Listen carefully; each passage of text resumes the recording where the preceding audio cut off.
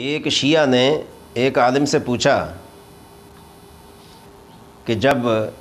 اس کو بتایا کہ حضرت علی رضی اللہ تعالی عنہ کے 9 شادیاں یک وقت 4 سے زیادہ نہیں،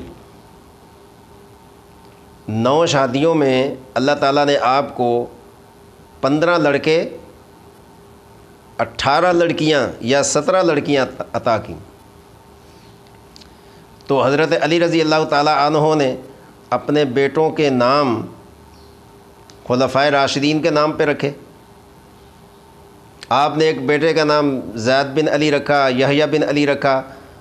عثمان بن علی رکھا، ابو بکر بن علی رکھا، عثمان بن علی رکھا اور طلحہ بن علی رکھا۔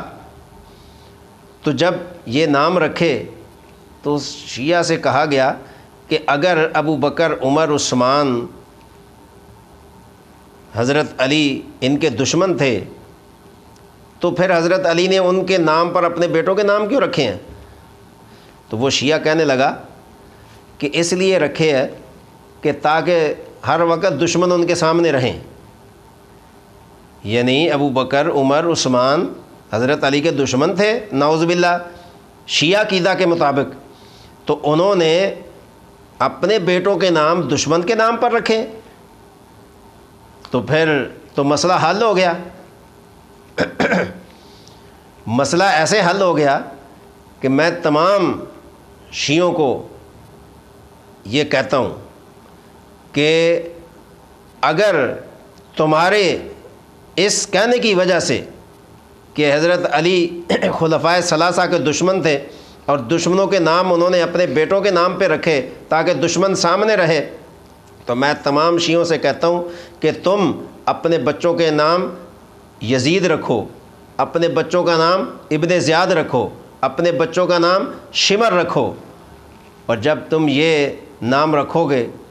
تو وہ کہنے لگا جی ہم کیوں رکھیں؟ تو اس عالم نے کہا اس لیے رکھو تاکہ وہ دشمن تمہارے سامنے رہیں ہر وقت۔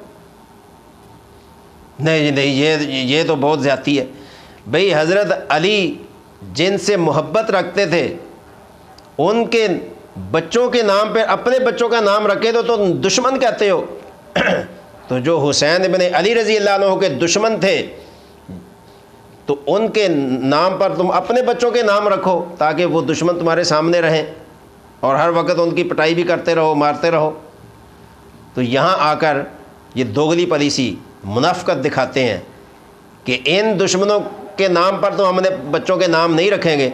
تو اگر تم نہیں اپنے دشمن کے نام پر اپنے بچوں کا نام رکھتے تو علی رضی اللہ تعالی عنہ جیسا بہادر، شجاع اور اللہ کے نبی کا داماد